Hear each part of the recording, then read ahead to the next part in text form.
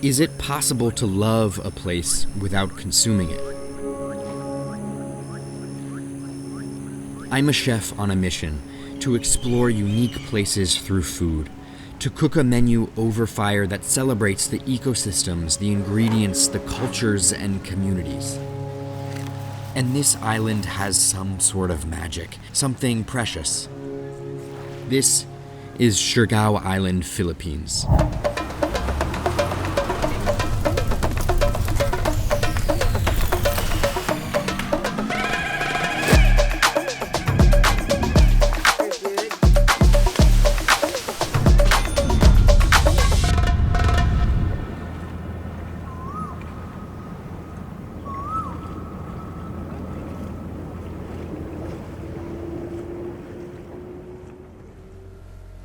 Siargao is one of 7,641 islands that make up the archipelago of the Philippines.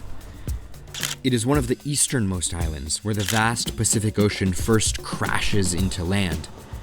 Most people come to the island for the world-class surf and end up staying for the breathtaking beaches and incredible food and overwhelming kindness of the local Filipinos.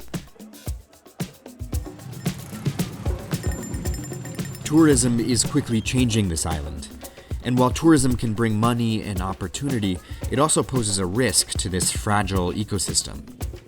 What's more, the Philippines experiences the most natural disasters out of any country in the world. In 2021, Typhoon Odette devastated Siargao, leaving lasting scars and a renewed solidarity and fortitude among the local community to nurture this place and make this island sustainable for the future.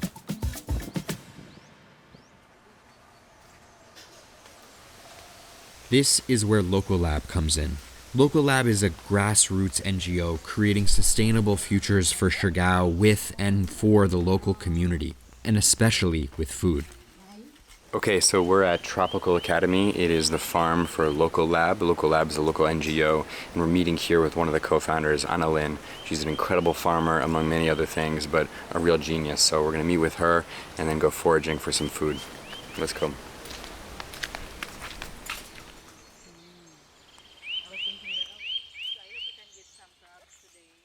Hi, I'm Annalyn Dolpina. Welcome to Tropical Academy. I'm one of the co-founder of Lokal Lab, and then I am in charge with the farming industry, and I am the only consultant of Ihayas Farm. Okay. Thank you. That's amazing. The farm here grows local plants, vegetables, and flowers, the backbone of local flavors in the Philippines, and the source of all the vegetables and garnishes for my menu. This. That's malunggay. Yeah, there it is. Oh, and this. Check this out. Sensitive ferns, I call them. We'll use.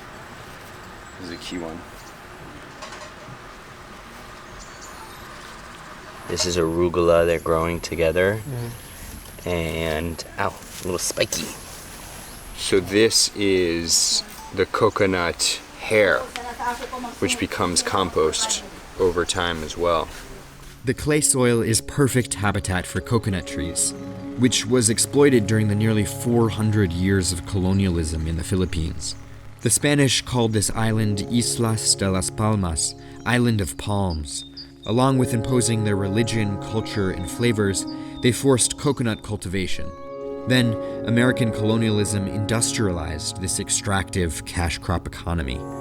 Today, about 50% of the usable land on the island is coconut trees, and it flavors the food here.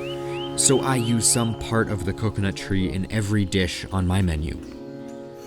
Beyond the coconut groves and farms, the interior of the island holds one of the most critical ecosystems I needed to explore, the mangroves.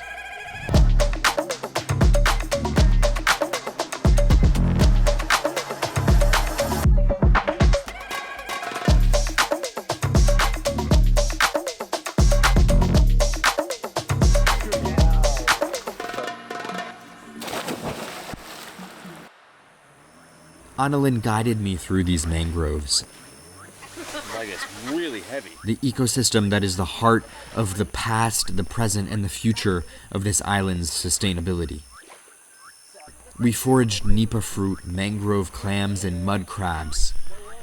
This is a protected landscape on Siargao, because the mangroves filter water, protect the island from typhoons, and Lokal Lab is leveraging this knowledge, enabling a food system that starts here, in the wild, to support the restaurants across the island. The restaurant scene in General Luna, the main surf town on the island, truly blew me away. The restaurants here celebrate and highlight culture and ingredients of Siargao. Take Sev, one of the most popular restaurants serving kinilaw, an ancient and iconic raw fish dish. The key ingredient in kinilaw is tuba, and I better let David, founder and chef of Sev, tell you about this uniquely Filipino ingredient. So tuba is fermented coconut nectar. The longer it ferments, it gets more sour, and then it turns into a vinegar. It's from the coconut tree, and so it has a little bit of a coconut aftertaste to it. I love it very much, and that's what we use here in Sev.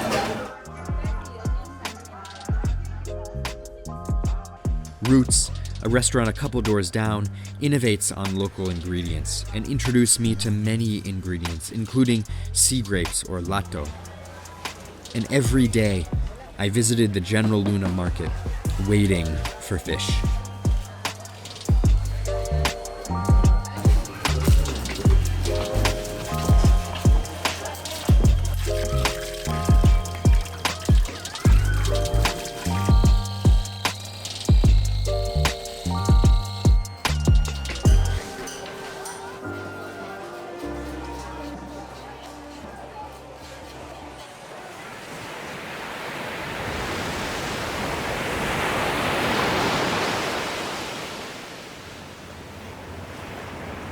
The ocean is the rhythm of life on the island. The Philippines has some of the best fish in the world, thanks to the Philippines Trench, a geological wonder where the ocean floor suddenly plummets to one of the deepest points on Earth. To fully immerse ourselves in this environment, we took a boat an hour and a half out to sea, to an island paradise, to build a kitchen and cook a menu inspired by all of the ecosystems we explored.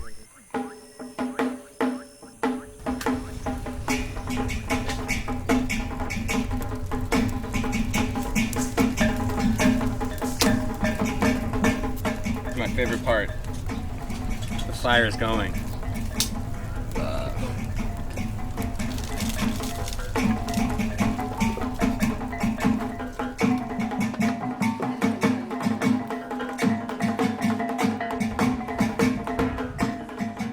We start with eggplant salad with tuba vinaigrette.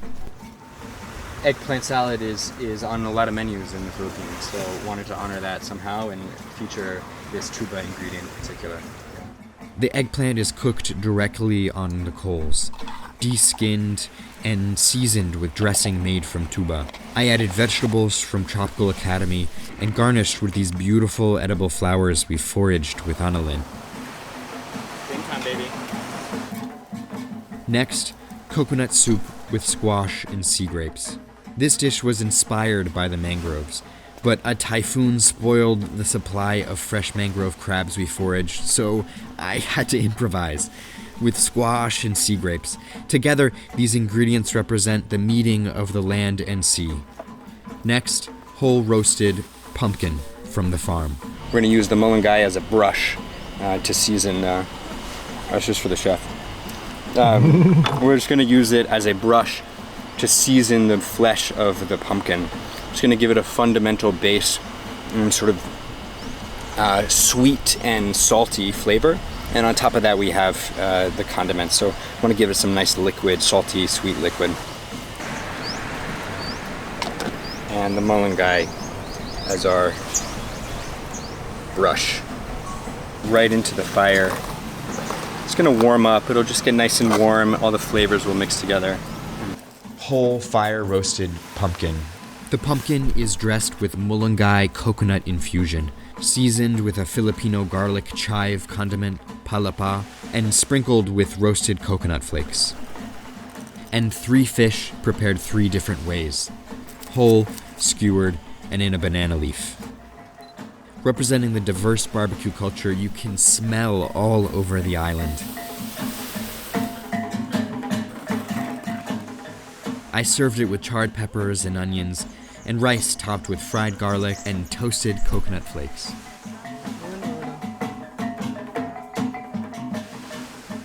And for dessert, pan de surf, served with condensed milk and ginger sugar.